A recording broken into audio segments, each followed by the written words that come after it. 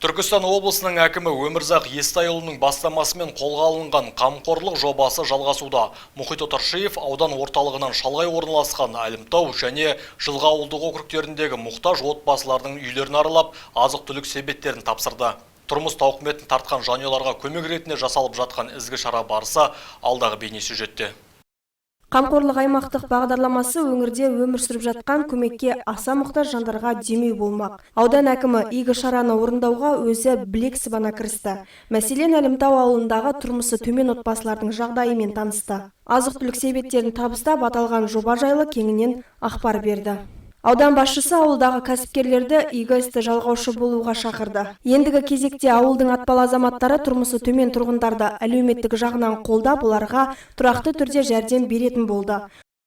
Осындай сәтте осы біз кішкене қол ұшын созып арқа сүйеу болмаса, басқа кім болады?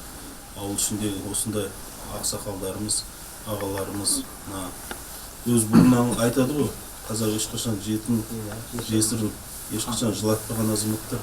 Сондай-ақ Мұхит Баймұхамедұлы отбасы мүшелерін қоғамдық жұмыстарға тартуды ауыл әкіміне жүктеді. Тұрғындар аудан басшысына ақ баталарын беріп шығарып салды. Мұнан кейін Мұхит Баймұхамедұлы жылғалық тұрғындардың шаңырағына ат басын бұрды. Атап айтқанда Мұстақып Дауылбайұлы мен Қатира Шоқанованың тұрмыстық жағдайына куә болды.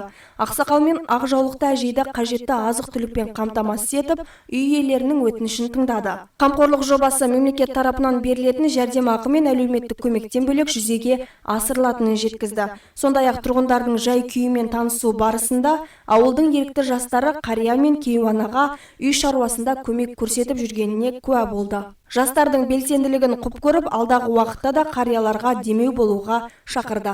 Айгерім Айтбаева, Нұрсұлтан Исаев, Сәт телеарнасының жаңалықтар қызметі.